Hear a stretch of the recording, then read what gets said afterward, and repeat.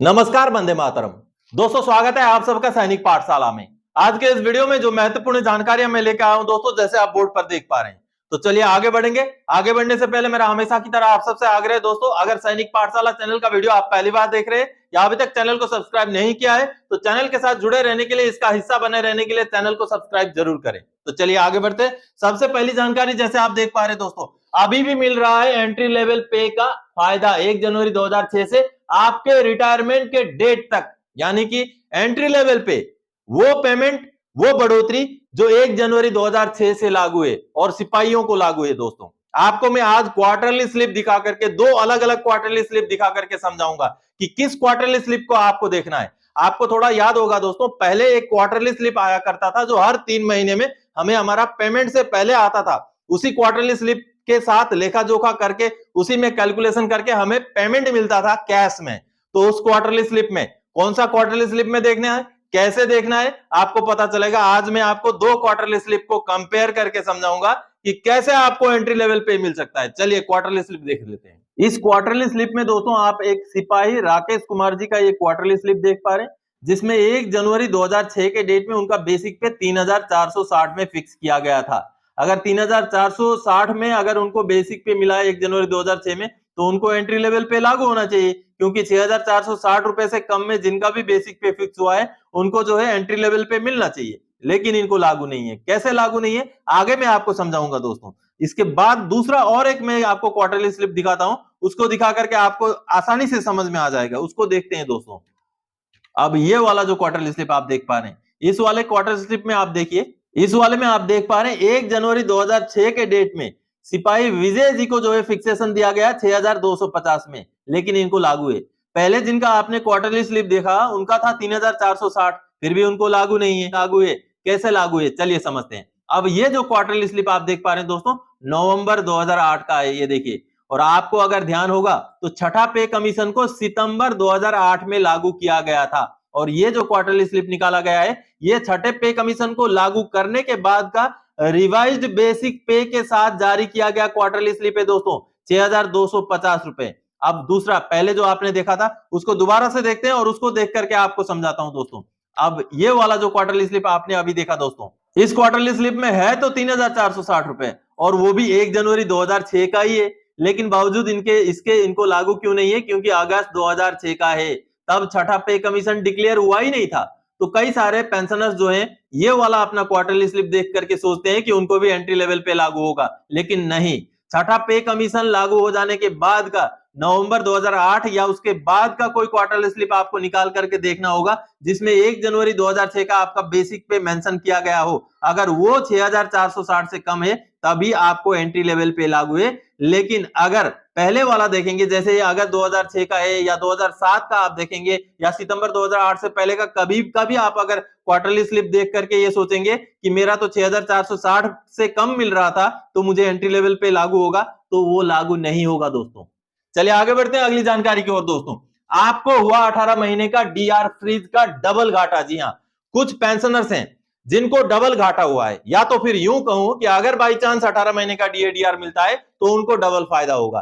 कैसे होगा, किनको होगा, समझिए। सबसे पहली चीज दोस्तों, आप ये देखिए, 1 जनवरी 2020 से लेके 30 जून 2020 तक डीएडीआर का परसेंटेज 21% था, और 1 जुलाई 2020 से 31 दिसंबर 2020 तक डीएडीआर का परसेंटेज 24% था।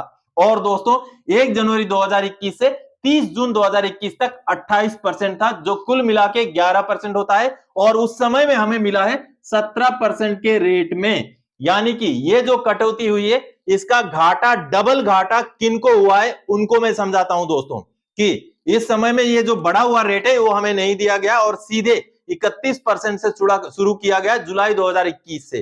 तो घाटा कैसे हुआ आप देखिए, कुछ पेंशनर का पेंशन का कैलकुलेशन में भी डीए को कम लेकर के किया गया है। यानी कि जो इस बीच में रिटायर हुए हैं 1 जनवरी 2020 से 30 जून 2021 के बीच में रिटायर हुए हैं दोस्तों, उनका पेंशन में डबल नुकसान हुआ है। उनको 18 महीने का जो डीएडीआर नॉर्मली जो उनका पेमेंट या पेंशन में मिलना था वो तो नहीं मिला, और साथ ही साथ दोस्तों आपको बता दो, जो लिव इनकेसमेंट का कैलकुलेशन होता है और हमारा जो ग्रेचुइटी का कैलकुलेशन होता है वो कैलकुलेशन भी DADR को लगा करके होता है। और ये जो सामने आप देख पा रहे हैं ये ग्रेच्युइटी का कैलकुलेशन है, जिसमें आप देख पा रहे हैं बेसिक पे प्लस MSP प्लस क्लास पे प्लस DA, और उसको 2 से भाग करके जो निकलता है उसको गुणा करना है परचेज वैल्यू और सर्विस लेंथ के साथ। तो दोस्तों अब आपको समझ में आ गया होगा कि बेसिक पे से ग्रेच्युइटी में कैसे घाटा हुआ है। अगर मैं किसी का अगर इस ड्यूरेशन के रिटायरी से बात करूं, मान लीजिए उनको अगर 36,000 बेसिक पे मिलता था उस समय में, तो उनको घाटा कितने का हुआ है इस समय में? 28% के हिसाब से उनका ग्रेच्युइटी को कैलकुलेशन किया जाना था, लेकिन हुआ कितने में है?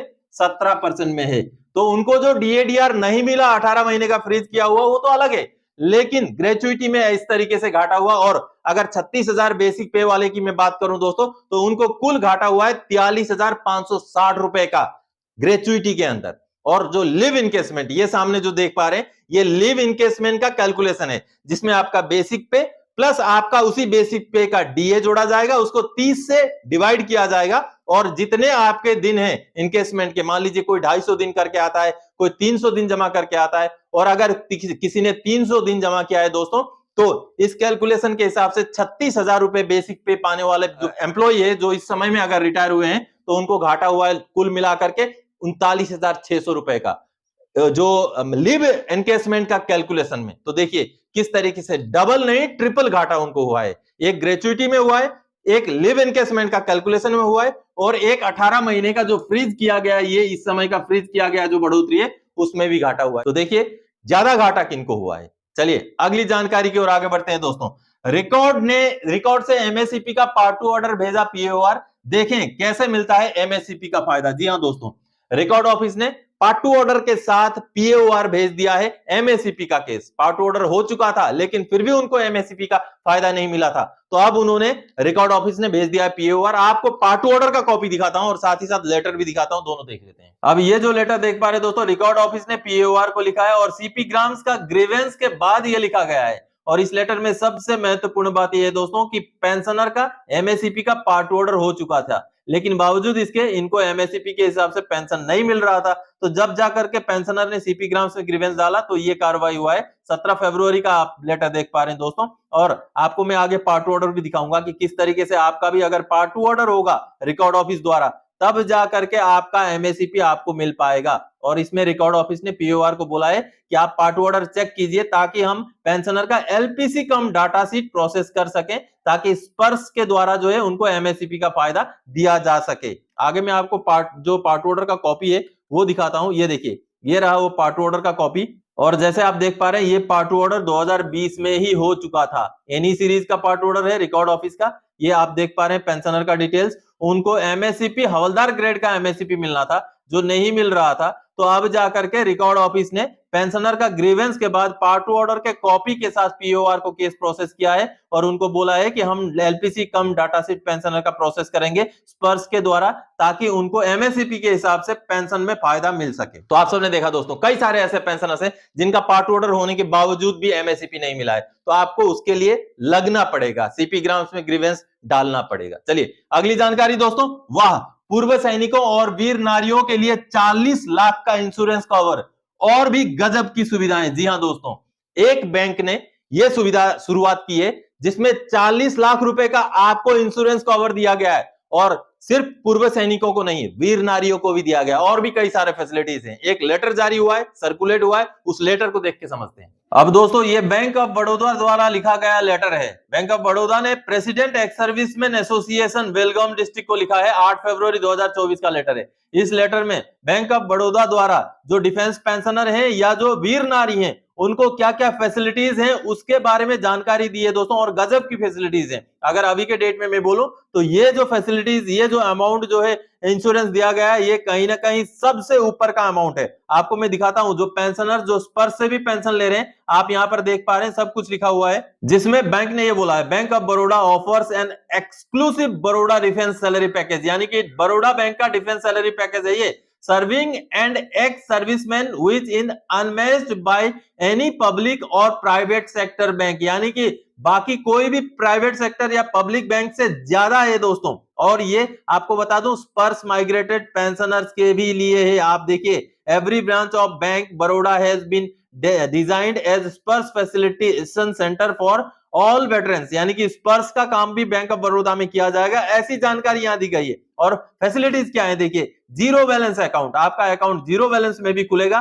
Free personal accident death insurance cover up to death, 40 lakh तक का जो है इंश्योरेंस कवर है अगर एक्सीडेंटल डेथ है तो उसमें, और एडिशनल कवर 10 लाख का ऑन योद्धा डेबिट कार्ड में, और दूसरा एक योद्धा डेबिट कार्ड में 20 लाख तक का जो है एडिशनल कवर है दोस्तों। अनलिमिटेड फ्री चेक, आप कितने भी चेक बनवा लें, अनलिमिटेड है और फ्री है। Unlimited free ATM cash withdrawal, जितना भी आप दूसरे बैंक के एटीएम से भी अगर आप कैश विड्रॉल करते हैं तो फ्री है, उसका कोई चार्ज नहीं लगेगा। Free SMS alert, SMS alert भी फ्री ऑफ कॉस्ट है। और free personal accident insurance cover for वीर नारीज, ये बड़ी बात है, वीर नारीज के लिए भी 40 लाख रुपए का पर्सनल एक्सीडेंट कवर दिया गया है बैंक ऑफ बड़ौदा द्वारा। जो ये जानकारी सामने आई है दोस्तों, तो गजब का फैसिलिटी बैंक ऑफ बड़ौदा द्वारा दिया गया है। अब कहीं ना कहीं एसबीआई, पीएनबी, जितने भी पब्लिक सेक्टर बैंक हैं या बाकी भी जो प्राइवेट बैंक हैं, उनको भी इसी तर्ज पर पेंशनर्स को, चाहे वो स्पर्श में माइग्रेटेड हो, चाहे वो सीपीपीसी से ले रहे हो, चाहे डीपीडीओ से, चाहे ट्रेजरी से, कहीं से भी ले रहे हैं, पेंशन ले रहे हो, उन पेंशनर्स को इसी तरीके से बढ़ा हुआ एक्सीडेंट कवर देने की जरूरत है। तो दोस्तों आप सबने देखा, बैंक ऑफ बड़ौदा ने बढ़े हुए रेट से इंश्योरेंस कवर देना शुरू किया है। तो यही कार्रवाई जो है बाकी बैंकों को भी करना बहुत ज्यादा जरूरी है, क्योंकि पैसे का वैल्यू हमेशा कम होता जा रहा है। इस वजह से हमारा जो इंश्योरेंस कवरेज है उसको भी बढ़ोतरी कराना जरूरी है। तो दोस्तों आज के इस वीडियो में इन्हीं जानकारियों के साथ आया था। आगे और कोई जानकारी आपसे सरोकार रखने वाला विषय लेके मैं फिर से हाजिर हो जाऊंगा। तब तक के लिए जय हिंद दोस्तों।